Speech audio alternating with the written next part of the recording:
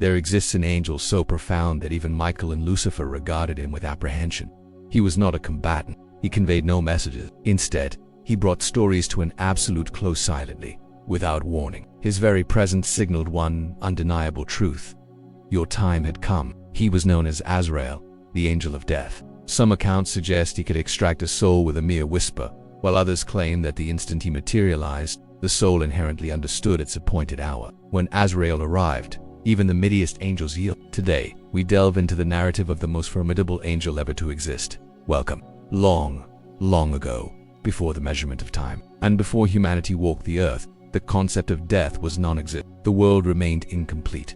Life had yet to commence, and consequently, the cessation of life was not yet woven into creation's fabric. This fundamental reality shifted with a singular, pivotal choice. In the very beginning, the first man, Adam, was brought into being and placed within a pristine garden. This sanctuary, known as Eden, was characterized by peace and the absence of suffering, a true divine gift. However, when Adam and Eve defied God's command and partook of the forbidden tree, they ushered something entirely new into the world: sin. And with sin came an unprecedented consequence: death. From that moment forward, death became an inescapable reality for all of humanity. Humans would no longer enjoy eternal life. Instead, they would be born, mature, and eventually perish. With death now an intrinsic part of the world, someone had to assume the responsibility for executing this new phase of the human journey. Yet, this crucial task could not be entrusted to just any angel. Among the myriad angels in the celestial realms, there were formidable warriors like Michael, messengers like Gabriel, and countless others assigned to specialized duties. Each possessed a defined role. However, the task of ushering in death, of concluding life and guiding souls to the subsequent world, was distinct. It demanded unparalleled courage, unwavering obedience, and a unique form of strength, the fortitude to undertake what no other being desired to do. Thus, God issued a command. He instructed his angels to descend to earth and collect the dust from which Adam would be fashioned. This dust was destined to form the very first human body, the vessel intended for a soul. One by one, the archangels were dispatched to fulfill this directive. Some traditions state that Michael attempted the task, but the earth itself cried out, pleading with him not to disturb its soil. Other accounts suggest Gabriel approached the earth, felt profound compassion for it, and consequently left it untouched. Each time, the angel returned to God without the dust, either unable or unwilling to carry out the mission. Then, God sent Azrael. At that juncture, Azrael was not yet recognized as the angel of death. He was simply one among the multitude of angels, obedient and silent. But when he was sent forth, Azrael descended to earth and accomplished what none of the others had. He gathered the dust, even as the earth wept and implored him to leave it undisturbed. Some narratives claim Azrael conversed with the earth, promising the eventual return of the dust. Others maintain he uttered no words at all. What truly mattered was his successful completion of the mission, returning the dust to God. With that singular act, everything underwent a profound transformation. Azrael had demonstrated a quality none of the others possessed. He had proven his capacity to execute the most arduous task without hesitation, without complaint, and without allowing emotion to impede his duty. Because of this unwavering resolve, God bestowed upon him a role unlike any other. Azrael would become the entity responsible for both the beginning and the end. He would be the one to guide the soul from its inception to its final moment within the body, and then transport it beyond. From that pivotal point, Azrael transcended the designation of merely an angel. He became Malak Alamot, the angel of death. Azrael's triumph in collecting the earth dust served as an unequivocal sign that he alone could bear the immense weight of death. No other angel possessed the heart to undertake such a burden. This was not due to weakness on their part, but rather because the responsibility was simply too profound. And the name Azrael, derived from the Hebrew meaning help of God, became intrinsically linked with this profound function, to assist the soul in its passage from this life to whatever lay beyond. So, while Azrael is widely recognized across Islamic and Jewish traditions as the angel of death, his work extends far beyond merely ending life. His primary responsibility is to separate the soul from the body at the divinely appointed time of death. However, the act of taking a soul is but one facet of his extensive duties. In both religious texts and enduring oral traditions, Azrael is characterized as a psychopompa being whose sacred duty is to guide souls from the physical realm into the afterlife. He does not simply sever the connection between body and soul. He actively aids in carrying that soul forward, beyond this earthly existence, towards whatever destiny awaits on the other side. That journey might culminate in peace, recompense, or judgment, But Azrael's imperative is to ensure its commencement. He is the one who unveils that final door. According to various traditions, Azrael carries a divine scroll or record, sometimes described as a book, upon which the names of all human beings are inscribed. When an individual is born, their name is added to this profound list.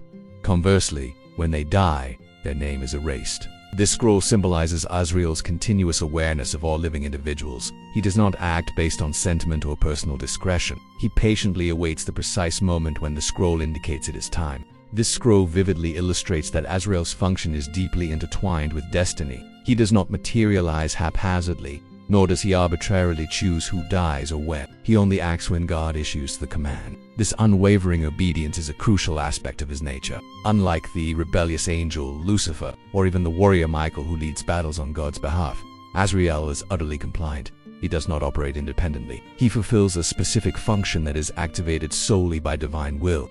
Yet, despite his lack of independent action, Azrael's reach is unparalleled among all existing angels. While other angels may protect, deliver messages, or engage in combat in specific places and times, Azrael's task encompasses every single living being on earth. Regardless of where someone resides, what language they speak, or what they believe, every soul ultimately passes through Azrael's guardianship. From antiquity to the present day, from the loftiest mountains to the most sprawling cities, Azrael's responsibility remains ceaseless.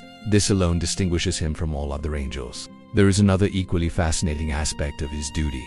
Azrael does not always appear in person. In fact, many traditions teach that he frequently dispatches lesser angels to carry out his work. These assistants, sometimes referred to collectively as the angels of death, follow his directives and are involved in gathering the souls of the deceased. These assisting angels may appear gentle or terrifying depending on the life an individual lead and the destiny that awaits them. This hierarchical system underscores an important truth. Azrael is not merely a servant but a leader. He presides over an extensive network of spiritual entities, whose collective purpose is to help him maintain balance across the world. In some interpretations, these assisting angels assume greater responsibility during periods of war, disaster, or mass fatalities, where Azrael's influence must extend rapidly across numerous lives. At other moments, he may appear personally, particularly to saints, prophets, or individuals whose lives held exceptional significance.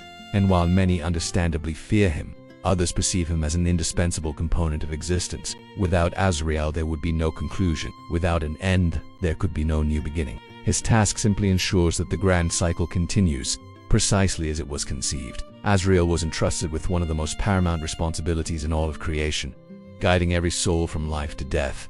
To execute such a task, he required more than just obedience. He needed a level of power unmatched by any other angel, and that is precisely what ancient texts imply. Descriptions of Azrael's true form transcend anything depicted for other angels. According to various Islamic sources, Azrael's appearance is so immense, so utterly overwhelming, that it cannot even be compared to the human form. He is said to possess 4 faces, each enabling him to gaze in a different direction: north, south, east, and west. This detail signifies Azrael is a perpetual vigilance, his constant awareness of events unfolding in every corner of the world. But his faces are merely the beginning. Azrael is also described as having 4,000 wings. These are not akin to the wings seen in paintings or stories where angels are depicted as luminous humans with feathers. His wings are said to span across realms. Some are wings of grace, associated with peace, mercy, and the gentle escort of righteous souls. Others are wings of punishment, terrifying in their aspect and function. These wings are said to be composed of iron rods,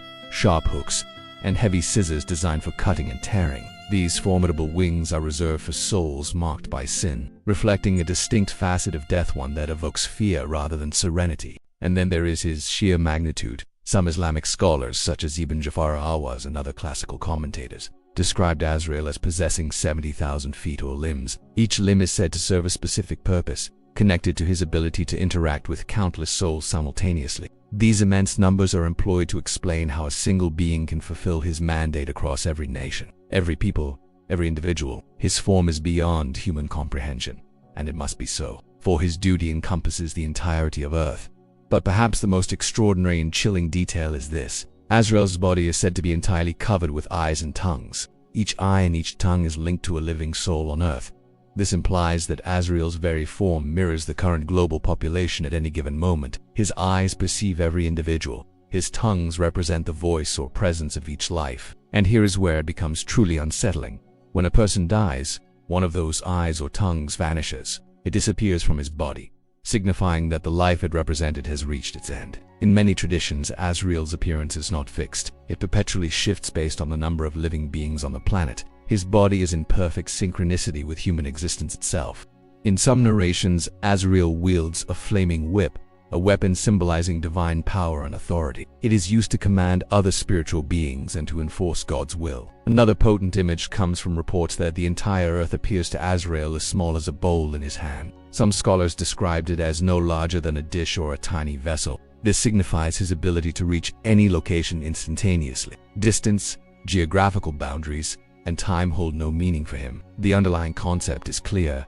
Azrael does not journey. He does not search. He already knows the whereabouts of every person, and he can reach them effortlessly. And if that is not sufficient to grasp the sheer scale of his power, some accounts go even further. In Islamic theology, there exists a group of angels known as the bearers of the throne. These are considered the largest and most powerful angels in creation. Their sole purpose is to uphold God's throne, and their immense size is described in nearly cosmic terms. However, according to some scholars, even these colossal angels are smaller than Azrael. This detail provides a crucial insight. Azrael is not terrifying because he is cruel. He is terrifying because of what he embodies. This is the point where we begin to comprehend why even beings like Michael and Lucifer would fear him. Not because Azrael was their adversary, but because he transcended them. Unlike other angels, Azrael does not present the same appearance to everyone. His form adapts depending on the life an individual has lived and the state of their soul in its final moments. This also distinguishes him from angels who perform fixed tasks in prescribed ways.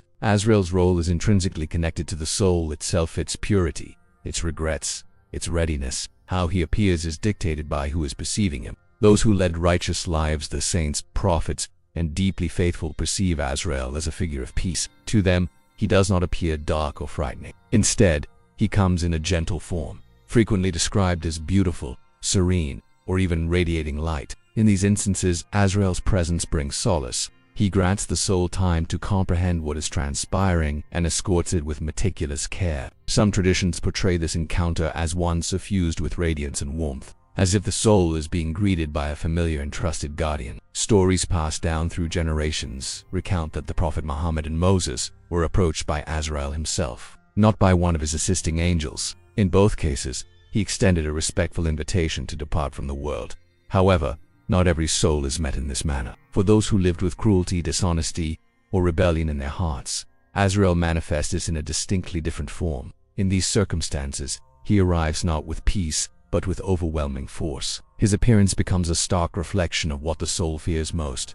His presence is described as heavy, cold, and terrifying. Some traditions state that sinners experience their soul being violently torn away, rather than gently uplifted. There is no solace in these final moments. Only fear, regret, and agony. This dual nature of Azrael is an inherent part of his divine design. He mirrors the truth of the person's life back to them. What the soul imparted to the world is precisely what the soul receives in return. This concept is most vividly articulated in Sufi belief, a branch of Islamic thought that emphasizes the individual soul's spiritual journey. Sufi teachers explain that Azrael reveals himself in a form that precisely matches the soul. Escapists state at the moment of death, if the soul is at peace, Azrael appears as peace. If the soul is filled with fear or resistance, he appears in a form that reflects that struggle. But these appearances are not always confined to the moment of death. There are accounts of Azrael appearing to individuals in dreams or visions, particularly when their time is drawing near. These dreams often convey warnings, reminders,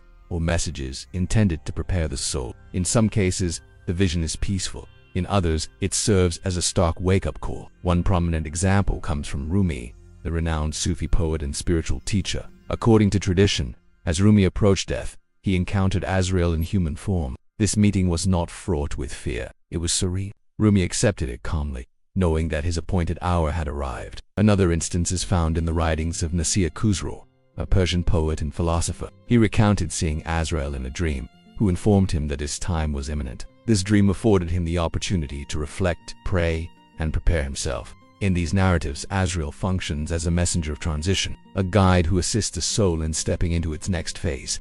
If you still ponder why Azrael instilled apprehension even among the greatest angels, The answer becomes clearer when you grasp the profound implication of his presence. Every single time he materialized, something irrevocably concluded. This did not apply solely to humans. It extended to angels as well. Ancient legends describe a deep, instinctive stillness that permeated the heavens whenever Azrael drew near. Angels who sang, fought, or served in harmony would pause their activities when he passed. Gabriel bore messages.